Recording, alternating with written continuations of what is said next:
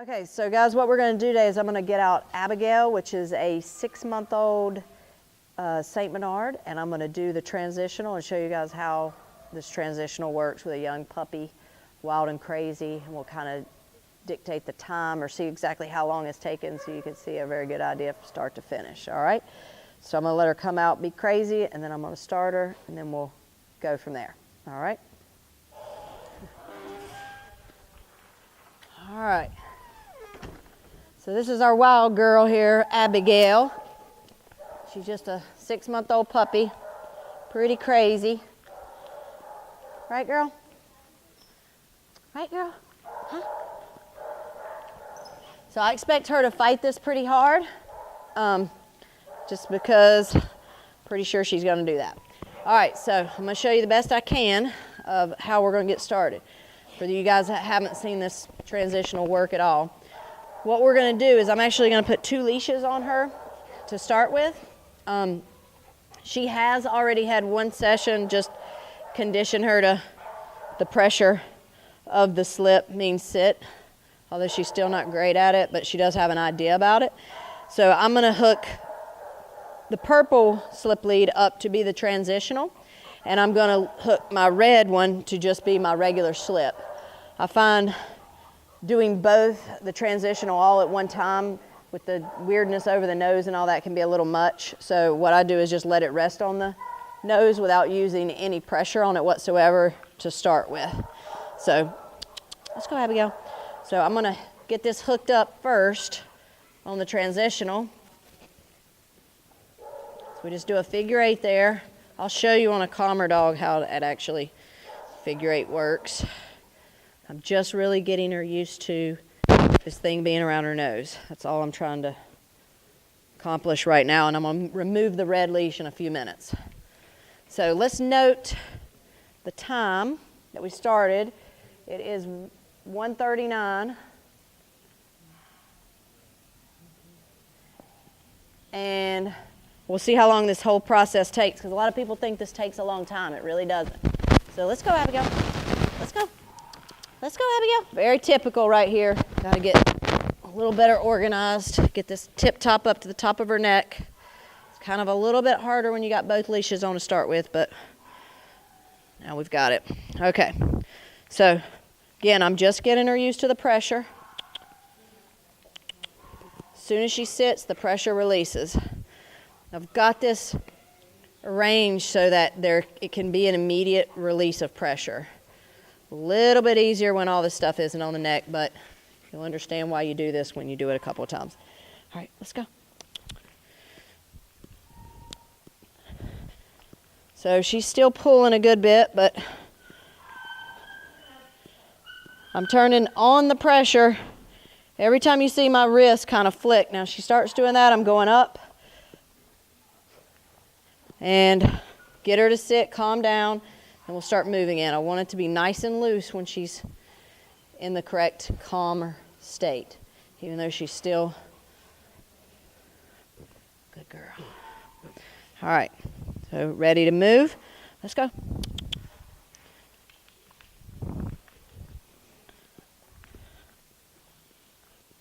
So I'm turning on her, trying to turn the pressure on. Pressure's going on, pressure goes off. Good girl. Pressure goes on, pressure goes off. It's very slight pressure on and pressure off. Pressure goes on, pressure goes off. Good girl. Good girl, Abigail. If I stop, slight pressure on, she sits, pressure off. Good job. Good job. It's got to be, she's got to recognize the difference between on and off. Similar to an e-collar. Let's go.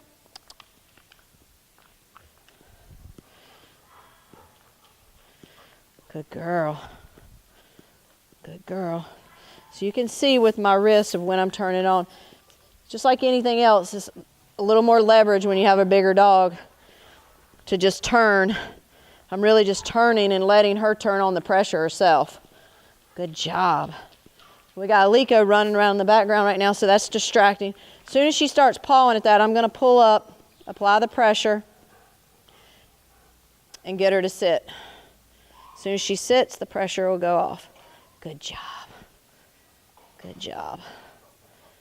Calmness is what we're looking for. Okay, so we are going to start moving again. All right, let's go, Abigail. Good girl. You could start using the heel command right there if you're going to be strict with where your pressure's turning on and off. I'm just really trying to get her used to it right now. I'll add the heel word later on. But with a bigger dog, it's just a little easier leverage-wise to turn. Good job. Good job, Abigail. Good job. Still fighting it a little bit, no big deal. Good job. If I stop, I'm kind of helping her a little bit because she's still new at this. Soon I'll expect her to sit on her own. But what I like about this is just how easy it is for anybody to do this once the client or whoever understands. It's so easy to do. It's very clear to them. All right, Abigail, let's go. A little bit of pressure on right there. Literally, my fingers are doing the work here. She's turning the pressure on herself right there. Pressure on. I have to be a little more jerky right there because I don't want her to get it off. Otherwise, I'd try to make that more slight on and off. So, let's go. On, off. Good girl. Fighting, no big deal.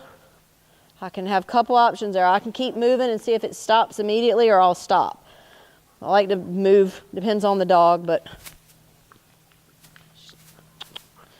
if you've got your hand correctly, when she goes down to paw at that or whatever, where I've positioned my hand in the leash, she's going to turn it on herself, because if she goes down, the physics of it are, it's going to tighten. So she is turning this on herself when she goes down. So that's why it's so important to have your hand positioned correctly. If you've got it all the way up here, she's going to get down there and paw it off before the pressure turns on itself. So you've got to do all the work. I'm really letting her do all the work with this thing right now. All right, let's go. Pressure on. There again, I'm just going to keep moving and see if I can work her through this versus stopping. You can have an option of stopping there, though. It just depends on the dog to me as to which one I'll do.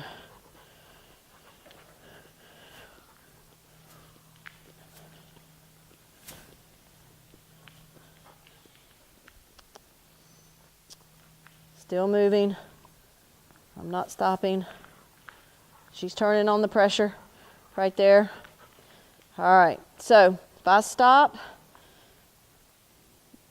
adding the pressure until she sits. She sits, pressure goes away. Now I feel good enough now to take off the second. I'm not saying that sometimes I've done this too soon and gone back to 2, but I'm going to try it. I feel pretty good about it. So throw that over there.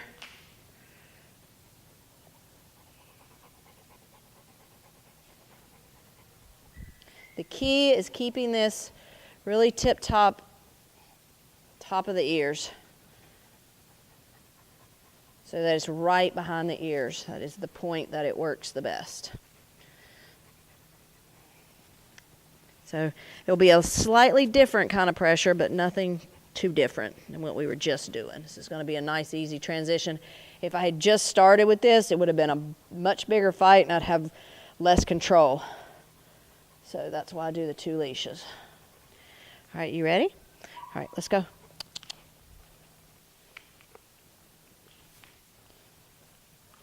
I'm just going to keep working through this right now. She's fighting a good bit, no big deal. It's nothing abnormal right now. Just don't want her to get it off. So I've actually got to get this changed and position this feather back up.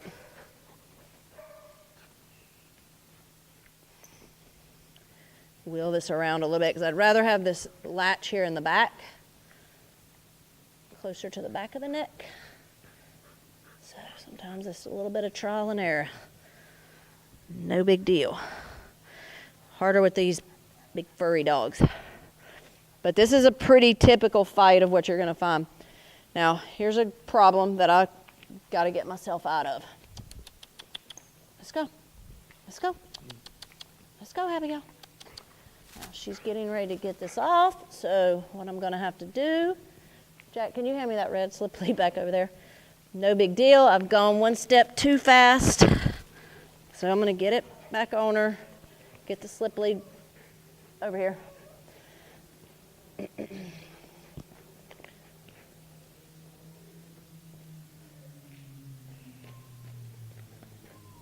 I'm just going to throw this back on her and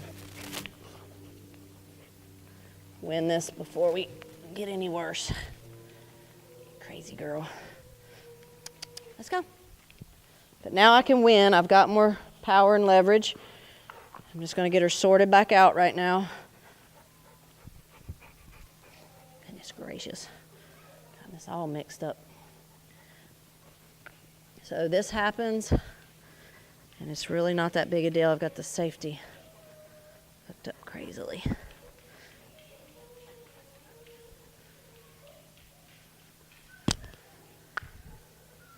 All right.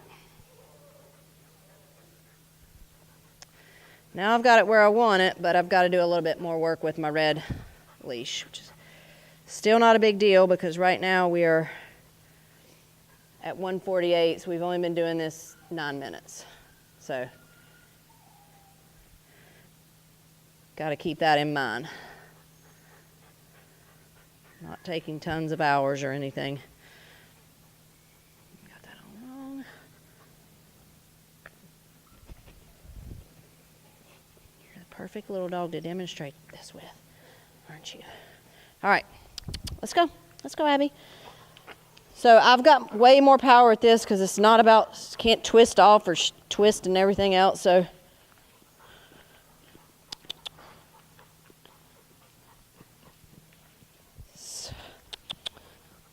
good girl. Good girl. So I'm going to stop, have her sit. You can tell her to sit, but we're trying to teach her that when the pressure goes on, you just sit. When you're stopped anyway. Eventually we want her just to sit with no pressure, but you're really trying to teach her what the pressure means at this point. All right, let's go. There you go. Good girl. Good girl. Good girl. Even if this is a dog that I feel like will work fine on a regular slip lead, I would teach it the transitional. The reason for that is sometimes that's just the easier tool for the client. They're not going to constantly keep this thing up and know the pressure points and things like that. So at that point, just want to hold up. Pressure is going to go on until she stops. Good girl. So I would teach it to every dog just so that it's a tool that if you need to go back and do with the client, you've already done it. Once this fight is over, you can use it. You're not going to have to constantly go through this. All right, let's go, Abby.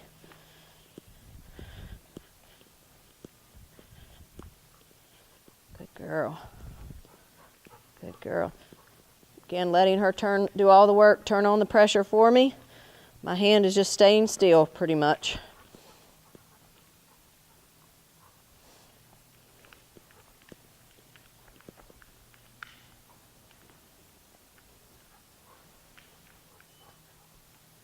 Being a typical 6-month-old puppy, St. Bernard puppy right now. Everything is interesting.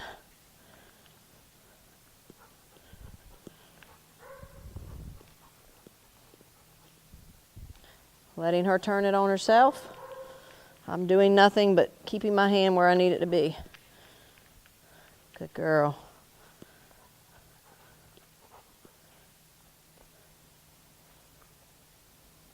Good girl. It'll get less and less and less that you have to add this. So with some dogs that have fought this a good bit, I'd put her in that category, although this isn't the worst I've seen by any means. You can go ahead and let's go. Don't lose this battle. Let's go. Let's go, Abby. Just get her out of that as fast as you can. I'm going to start slowly doing the purple leash as well, because when I just went to take the red one off, we backslid a little bit, so I might start integrating a little bit of this while I've got the red one still on. That way if I need to go to it, I can. It does get a little bit tricky with figuring out what's what. It's easier if you've got two different colors. So let's go. I'm trying to use the purple one now and just use the red one as my backup. So kind of got this hand with where I need it. So again, I'm letting her do all the work. When I turn, she's turning it on herself. I'm doing nothing but keeping my hand still. So when I turn, but I am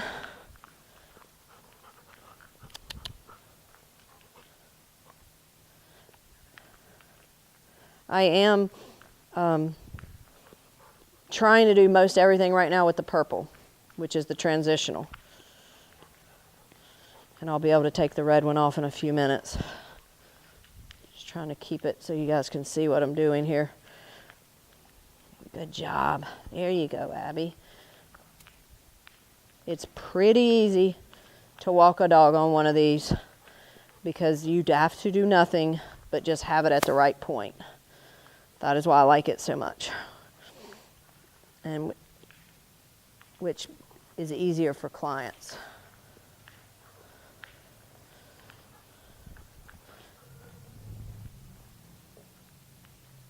So again, normally I would have this leash in the other hand, but I think you guys understand that by now why I'm not doing that. That's a girl. That's a girl. If they have a food drive, there's nothing wrong with using some food in this process too to make it a little easier. You have to get them over this though. I find I like to do this without the food, and when they're doing good, I'll add the food back in. That's a personal preference. I'm not saying that's absolute. So I'm starting to feel better about taking off the red. I feel like she's understanding the purple pretty well. Good job, Abby. Stop. So I'm using the purple pressure on. Sits pretty quickly. Good girl. Now if I can find the red one. Hopefully I don't do it too soon again. So I'm just taking the red one off. I'm going to keep it on me this time though. Okay, I'll throw it here. Well, might get in the way of that mic. Okay, so let's see what time we're at. 1:55. So we've been doing this for 26 minutes. Am I adding correctly? So we're only at 26 minutes. This is getting ready to be where this puppy's starting to mentally going to be tired. So we're going to have to cut this off in a few minutes. But I feel good about where we've gotten. This would be a dog that would fight this tremendously. And we're getting to the point where we're not. All right, let's go. So I cannot move out in front or else she's going to win. She's got to go with me to get started. If you go out in front, the thing's going to slip off her nose. She's turning it on herself. Again, I got my hand on my fingers on the right side. Turning it on herself. Good job. Good job, Abby. Good job, Abby. There you go. Good job. Perfect, nice little heel. Once they're doing it pretty well and I'm done the fight, you can start using that word heel as long as you're going to keep your heel consistent. Would not start using that word until if they do this, just stop. I think she's starting to just get mentally tired right now. Well, she's going to start fighting it a little more here at the end. Good job. Good job.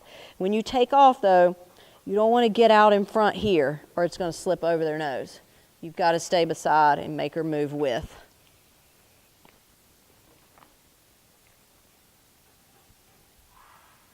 All right. Let's go. There you go. Good girl. There again. Letting her, I'm literally controlling her with fingers. She is turning it on or off herself. She just turned it on. Good girl. Turn it on again. Good girl. Little distraction coming through, no big deal. If I stop, slightly put the pressure on right there. It was so easy. She sat right down. Now, of course, there's not a ton of distractions going on in here right now, but as she understands this, it is that easy continually to still control them with the distractions. Let's go. Let's go. There you go. Good job. This is an easy way for owners to keep enforcing this, especially with... Good girl. There you go. That's a good girl. So if you watch when I stop, how much pressure it's taking at this point. Just stay steady until she sits. Good girl. Constantly making sure it's staying up here at the top of her ears, though. That is a key point. If you get down in here, it does not work as well.